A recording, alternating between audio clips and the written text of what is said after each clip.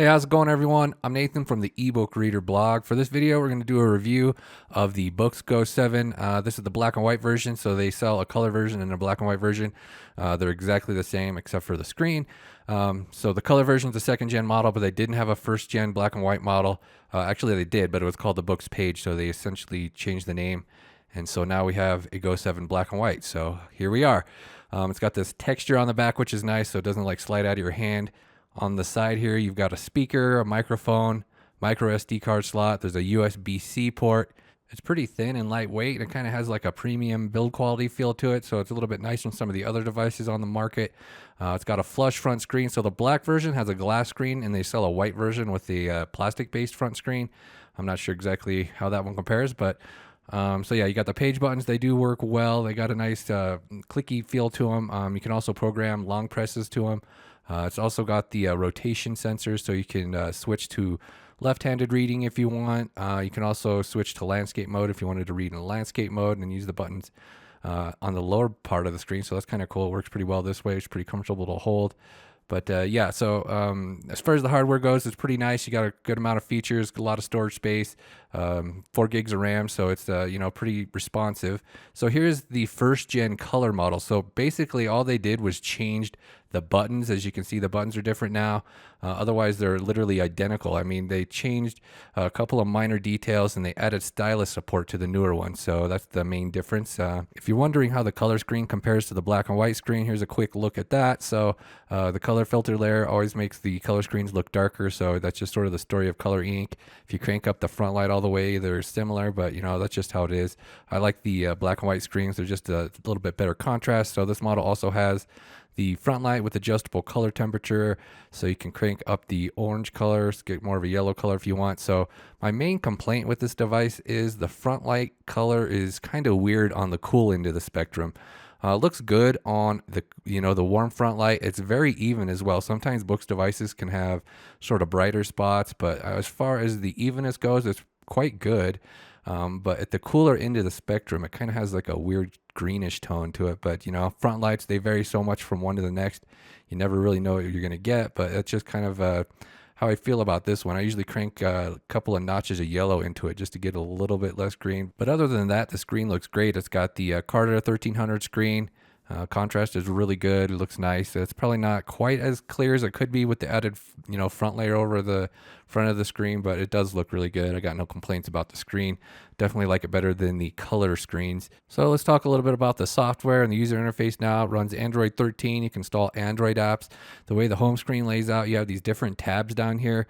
So you got the storage tab. You can browse by folders if you wanted to use folder navigations, which is nice because a lot of e-readers don't support that. You can set the home screen to default on whichever one of these tabs you want it to go to. So I had it set to go to the library view. You've also got the app drawer. You can install apps, like I said, from the Google Play Store. So I decided to do this review a bit differently. I decided to only rely on the built-in apps and not install any apps. I'm always installing apps on Onyx devices. Then I'm reviewing the Kindle app or the Kobo app. I'm not doing any of that this time. We're sticking entirely to the default built-in app. So you also got the notes on here. So this doesn't show up by default unless you have the pen. But you don't actually have to have a pen to use the Note app, so you could use the on-screen keyboard or a Bluetooth keyboard. So I didn't buy a stylus pen, so I'm not going to be talking about that at all in this review. But yeah, they use the USI 2.0 stylus on this. It's not a Wacom stylus like most other Onyx devices, so it's a different type of stylus technology, and you have to buy a special stylus to use for it. So yeah, I didn't buy one of those. So let's go on to the settings here. So there's a million different settings on Onyx devices, which is kind of cool, and it also can be kind of intimidating at first. First off, you can set up the navigation different ways. So you have the gesture-based navigation, which you'll see me using, where I swipe up from the bottom of the screen. You can also use the navigation bar at the bottom of the screen if you want. And you've also got the nav ball. So this nav ball is another way to navigate. It kind of goes back to before they had the gesture-based navigation. You have all these different icons you can customize and set things up to navigate the device and do all kinds of different stuff that way. There are also some side gestures. So yeah, there's all kinds of different customizations you can set up on here as far as navigating goes. But I really, really do like the gesture-based navigation. It's much faster and smoother than other devices. Another cool thing you have in here is you can actually change the system fonts. I actually haven't messed with this. This is kind of a newer thing Onyx introduced a while back, but you can actually change the system fonts now. You can set your refresh frequency for like how often the screen will refresh. There's also the system font size. So if you want to increase the font size across the system, that's a possibility too. So you got some cool stuff with the Android operating system on here that you can't do with other devices. So yeah, a ton of settings, ton of different things you can do. So the buttons, they're configurable as well. So you can set on which one you want to go forward and back.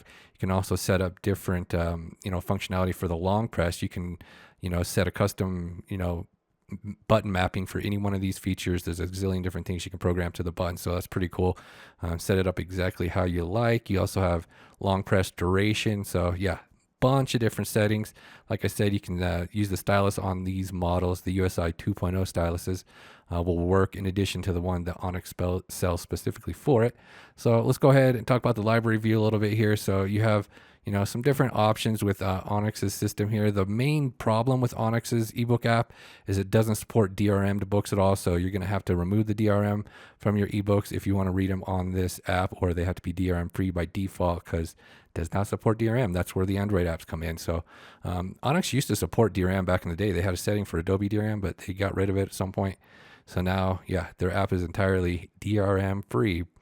So one thing I wanted to mention, when you first open the app, it has these icons on the right hand of the screen. This is what it looks like by default when you first get it. And I don't like having all these on-screen icons that never go away. So first thing you can do is disable the nav bar. That's easy enough from the quick settings menu. Then you can go into the main settings menu here and disable the bookmark icon. So you can still use bookmarks and then they'll show when you add them, but it won't have the icon there all the time. You can also disable the floating toolbar if you want. So you can get everything nice and clean on the screen, get rid of all those on-screen icons. I don't know, that's just how they have them set up by default, but I don't like them. They're an eyesore, so get rid of them. What's nice about Onyx devices, yeah, there's literally a setting for everything. I mean, there's a million different things. So you got your navigation options right here. You can skip by chapters or just randomly scroll around on, the navigation bar right there. Then you've also got the table of contents to navigate. So no problems there. You've got the preview window where you can view multiple pages at once. So if you wanted to like scan through your book, so yeah, a lot of devices kind of have a feature like that. And so Onyx has the 4-page view, the 9-page view. So you can scroll through your ebooks. If you wanted to look for something that way, you can also skip chapters using these little buttons down here as well. So yeah, different ways to navigate. You can run searches as well. So their ebook app it's got a lot of features. It's like a fully fledged ebook app. You've got your annotations and stuff. Your bookmarks will be added to your table of contents list right up here. So you have the different tabs. You could jump around to the different stuff, but I haven't really added anything like that. So one weird thing I noticed is they don't have like the multi-document view anymore. You used to be able to have like 4 documents open at once, and you'd have these tabs at the top where you could switch between them easily. I don't know why they got rid of that at some point. So you can use the usual, highlighting features on here, but Onyx has a whole bunch of different options. So you got like the underline, the dotted lines, and the different settings for each of these. You got different types of highlights, and you can set the different color for each of these as well. So if you hit the button again, it'll bring down a list of different colors. So you have a whole bunch of different options for, on-screen type of stuff like that. You can copy, look stuff up online, run stuff through the text-to-speech engine. There's all kinds of different options through here. You just have to kind of go through each one of those icons. It explains it in the manual as well. So you got the dictionary as well. You can use an online dictionary. You can use an offline dictionary. So there's a whole bunch of different features. And there are some AI tools as well. This is what the text-to-speech sounds like. They would have expected the same deferral if they had been gathered together in one of their business establishments. Except they had none. In Arnett, it was hard times. In 1980 the town had 2 industries. A factory that made paper products for picnics and barbecues. Mostly, and a It's nice having the external speaker for that, unlike Kindles where you have to use Bluetooth speakers or headphones for the voice view, and it's a lot more complicated to use because it's not like regular text-to-speech. But anyway, so there are a whole bunch of different text adjustment options with the eReader app here. They even added dark mode a while back, so you got the white text with a black background, but you will notice that it doesn't invert the interface at all. It'll just invert the book, so you don't get like the full system dark mode like Kindles have. But there are a wide range of customizable settings. You can go in, completely customize the layout, so there are a ton of different options. But they recently changed stuff around, and I wasn't sure how it worked at first.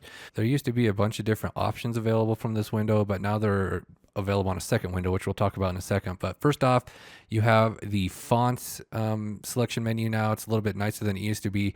And you also can add your own fonts. So there's a font folder that you can put fonts in on the device, and then they'll show up here, and then you can use your custom fonts. So this wasn't obvious to me at first. You have to tap those those buttons for like original, customize at the top, and then it brings up all the additional settings for boldness and line spacing and margin. There's a million different settings.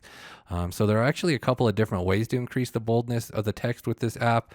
If you swipe up here and you go to the app adjustment, the contrast adjustment window here, you can use dark color enhancement, and that's one way to increase the boldness. And you can also use the boldness slider as well. You can kind of mess between the two. So yeah, you got all the spacing and margin settings in here, different contrast adjustments as well. Sometimes when you adjust the contrast, it'll make the images darker too. So you kind of got to mess with the different settings to get the text darker, but not the images totally darked out. But yeah, so you have these different options up there for like customize, bold, and night. So you tap on these and you have like different presets, and you can customize each of those presets further with the different settings there. So yeah, that works pretty cool. It's definitely less complicated than it used to be. Just a bit of a cleaner look. It's just not as intuitive. You don't, it's not necessarily obvious that you have to tap one of those to adjust the settings, but you got all these different settings for refresh frequency as well. Like I said, you have the AI assistant. You can use that for some different things here. It uses open AI. So they don't have an option to change that. They used to have an option to change that. But yeah, so a bunch of different settings with the built-in eReader app. Works quite well. The only downside, like I said, is it doesn't support DRM, so you got to remove the DRM from your books. All these books I had to cycle through Caliber in order to get them on here because there were Kindle books normally. So like I said, with the contrast adjustment, it can make like images look darker. So I have the dark color enhancement cranked up, so it makes the comic look a little bit too dark. So you kind of got to mess with all these different settings.